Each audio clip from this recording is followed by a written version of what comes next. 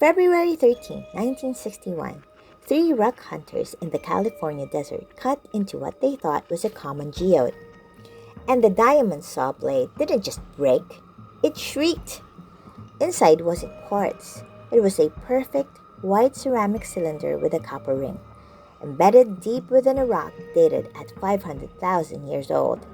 It's an inclusion that shouldn't exist. A mechanical fossil from a time before humans even had fire. Welcome to God Awful History with Balthazar and Tony. I'm Balthazar, a fruit bat who prefers his history verified and his fruit unbruised. And that silent looming shadow behind me is Tony. Tony, we are investigating the Coso Nojo, the artifact that nearly broke the sanity of every archaeologist on the planet. Imagine the scene. Mike Meixel, Wallace Lane, and Virginia Maxey are looking for geodes for their gift shop in Olancha. They pick up a chunk of rock near the top of a mountain. It's heavy, and it's covered in fossilized shells.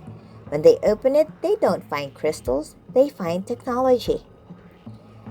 A hexagonal casing, a porcelain insulator, a central metallic shaft. This wasn't just a thing, it was a high-grade mechanical component. But the geology was the problem. The sediment surrounding it was estimated to be 500,000 years old. This set off a firestorm. The forbidden technology was no longer a myth. It was sitting in a gift shop in California, staring back at us from a prehistoric grave. For the next 40 years, this rock wasn't just an object, it was a weapon. The creationists jumped on it first, claiming it was proof that the Earth's layers were a lie and that modern tools were buried during Noah's flood.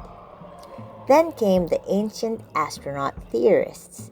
They saw a star god component, a power cell for a crashed Vimana, or a spark of Atlantean genius. The academic world was at the standstill. If the rock was 500,000 years old, then human history was a fairy tale. If the rock was young, how did it fossilize so perfectly? Careers were staked on this.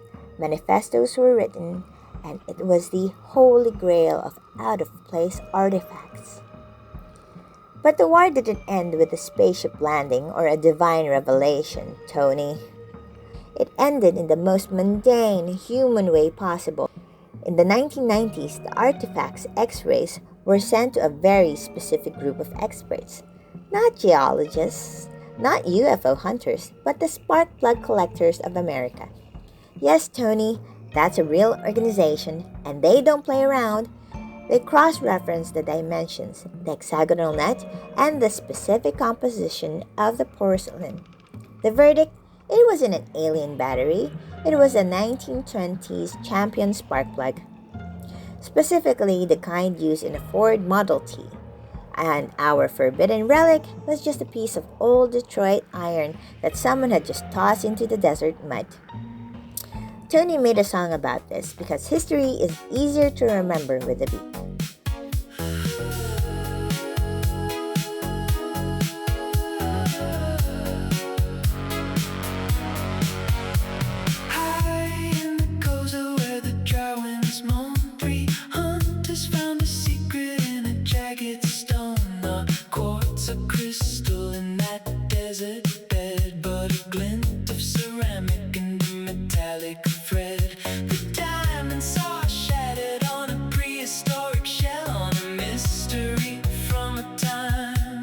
Shadows fell.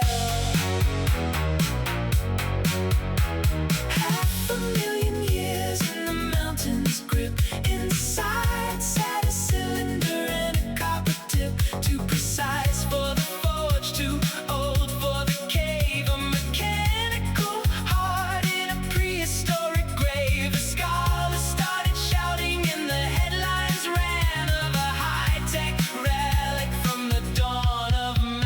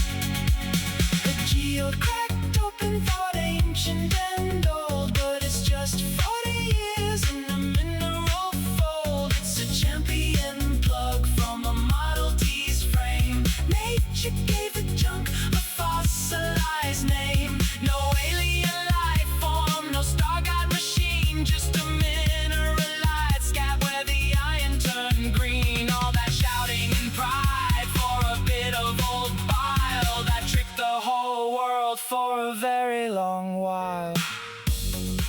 Tell us in the comments what obscure biological horror Tony should dig up next. Just make it disgusting enough to distract him.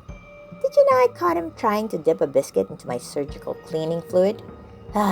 Close the vault, Tony.